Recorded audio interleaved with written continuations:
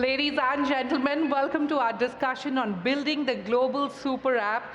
Now, the rise of super apps has revolutionized the way users interact with digital services, from everything, from payments to e-commerce to transport to food delivery, all on a single platform. And these apps are not only transforming the way people live and work, but are also reshaping the future of digital commerce on a global scale. And we have with us three exceptional leaders who are building transformative apps. Ladies and gentlemen, once again, Juan Pablo Ortega, the co-founder of Uno and Rappi, Hammad Al Hajri, CEO of Snoonu. He's the crowd's favorite. And Philip Kandal, the CPO of Grab. Welcome, gentlemen. Let me start off with a broad question.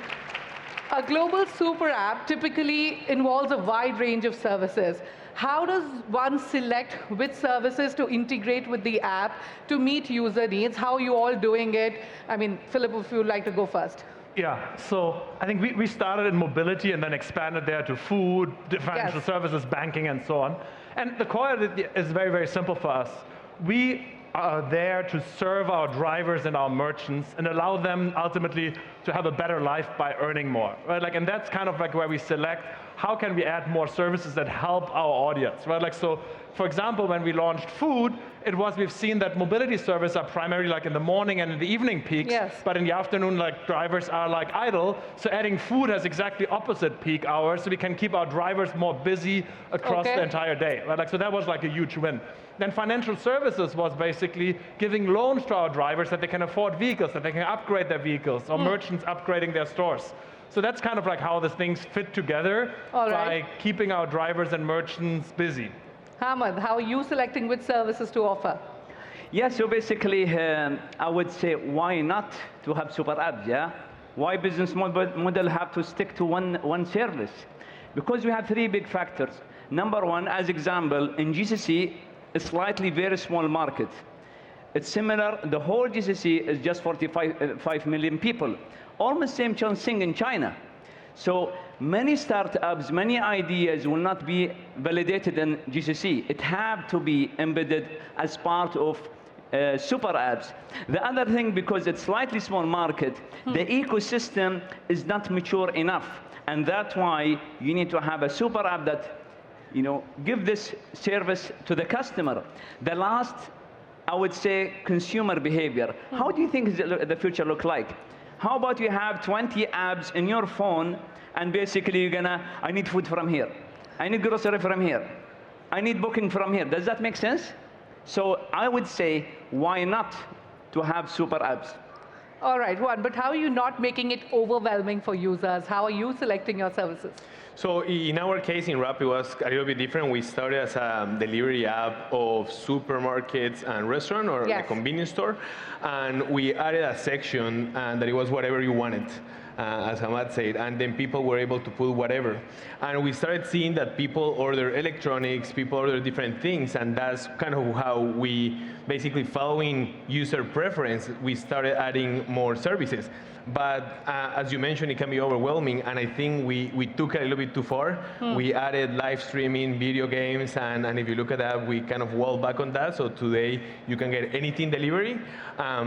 Financial services is another thing that it adds value to the users and it adds value to the app. For us, it wasn't that much giving credit to the couriers, but it was being able to expedite the payment experience. The whole financial service part of Rappi was built on how can we make it better for users to buy inside the app. And that experience actually led me to build Uno, which is solving the payment problems around the world.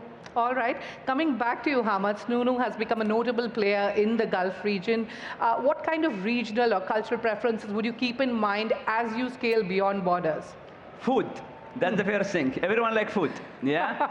But I would say actually, especially super apps can tap into more local experience because it will provide multiple services in different need for the customer. And actually it's competitive advantage in front of global company like Uber. I believe Grab was answer for Uber in Singapore market. Rappi was answer for Uber Eats in Colombia market than South America. Same soon, we have a Germany company, we have British company, and by focus to hyper local need was the only answer to customize the experience of our customer. But I would say in the future, especially with majority of youth and young people, loyalty and gamification will play a big role, and we already done it. So we launch a loyalty program, connect with tier system, include quest, gamification, and NFT by achievement system. I would say this will be a big bid for us, especially in GCC area. Okay. Philip, Grab evolved from a ride-hailing app to a super app today. What were some of the challenges in terms of user adoption and scaling business? From that perspective, what were some of the challenges that you faced and how did you overcome them? I think building the platform that works across everything was very, very challenging. Sure. Right? Like, so our first food services were very, very basic. Right? Like, we send a driver to a restaurant, order physically at the restaurant, and then pick up the food and wait for it. Right? Like, without any integration. Right? Like, so as we came from the ride-hailing space, we needed to learn all these other industries, and that took time. Right? Like, we know that our first foray into a new market and a new segment takes time to learn and adjust to that. And then like building a platform that works across everything, right? Like it has really to do with our drivers, our merchants, right? Like that they can use all the services and adapt to them.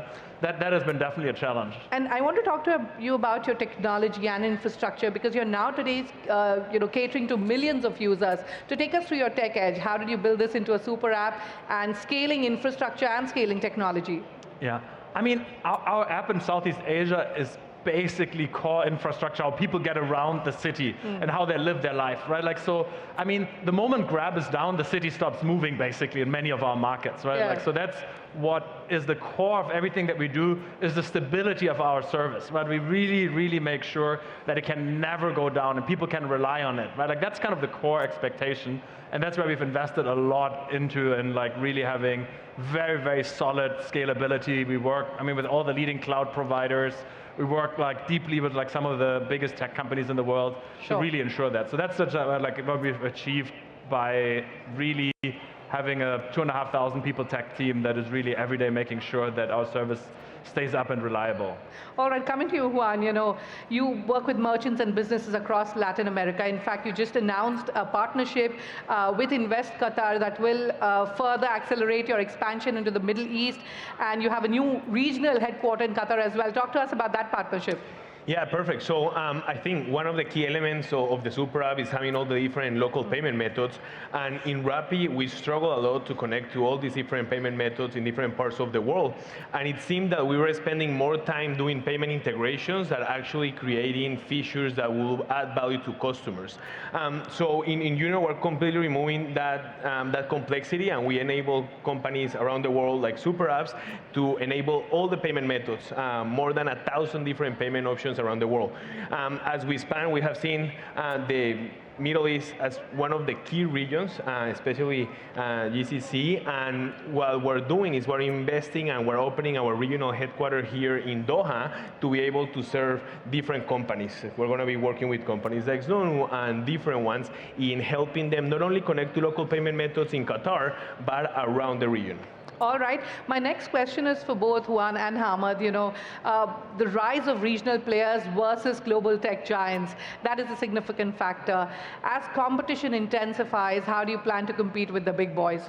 Hammad. Yeah, I would say, as super app, it's always, you're going to have always a competitive advantage to sort local problems. Okay. As I can give you example, in food delivery, we are the first company in the world. Sorry, Grab and Rappi, but we are the first, yeah? But we are the first to have 4 different environments. We have the delivery, takeaway, but also the drive-through. It's something big here. People like to go. I take my wife many times. We sit in the car. We like to order food, and we eat in our car. This is normal. And we can add the plate number, but also fine dining and big things in Qatar. So we have also Snow Prime, which basically you have a black car, black suit, fine dining restaurant, Hakkasan's example. Select us to be the first partner globally to be online. So to understand the market, but also there's another thing. When there is a successful story, I believe Singaporeans support Grab. Colombian support Rappi, and even South American. When you have local champion, a successful story, you're gonna get support from customer, you're gonna get support from even business partner, and everyone. And this is basically what is our competitive advantage. But also, without global competitor wouldn't shape up as well. We keep building our, we have, as example, 90 nationalities. All of them came from this global player. We know what they do. Some of them from Rappi, yeah? Yeah, he stole. So yeah, we need from Grab now, yeah? Yeah. So yeah.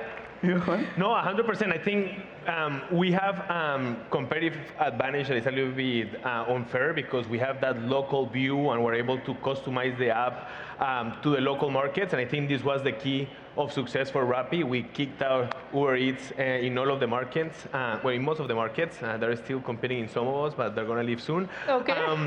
And there was a belief that, you know, Uber and all these big international companies were going to win in the local markets, and I think that was actually completely wrong. We were fortunate to be able to build tech teams, and these tech teams were able to build technology that was the same or even better than international competitors. And what we're seeing today is that tech companies are rising from emerging markets and competing internationally. Yes. And a great example of this is Uno. We started Uno in Latin America, in Colombia. Today, we operate in more than 70 countries. We have connections in more than 200 countries, and we're creating global class technology from an emerging market.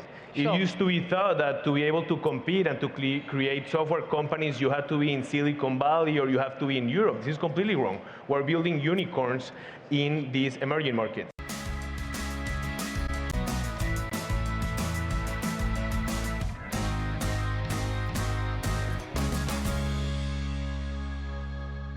Philip, let me talk to you again about Grab. It's led the charge in Southeast Asia. Any untapped markets that you're excited about? India, perhaps? I think there's still so much more we can do in Southeast Asia. Okay. But like, I mean, So no India plans as of yet? No, I'm good friends with Harsha. I don't think he'd like me, the CEO of Swiggy. So Okay. I don't think, and India is a well-served market in general. And I think there's still so much more we can do in Southeast Asia. Right? Like we just launched our full-service banks, which is obviously like a major effort. Right? Like, so I think there's still many things we can do in Southeast Asia to serve our users there better. All right. You know, in India, we have a beeline of startups that are headed towards taking the IPO route. Snoonu, what are your listing plans? How soon? I know you've been profitable for 2 years now. So yeah, basically our goal is to be IPO by 2027 here in Qatar. Qatar have a good record when it comes to fundraising through IPO. Very healthy, multiple times the IPO being, the fundraising and the IPO covered 10 times, 15 times like with the fund 2009. So yeah, our aim to be IPO in Qatar market, maybe do a listing with another market like Hong Kong or Riyadh. There is also another potential market. But also I want to have big shout for the guy who will make 2 unicorn, not 1, 2. Yes. Your listing plans as well. Whereas I think Uno is doing amazing. Not unicorn yet. I know unicorn, what's going to happen. But I think we're going to make it happen. Yeah, I think we're working towards that. To motivate you, I have 4 unicorn guy here. Amazing. You have to make 4 like him. Amazing, great.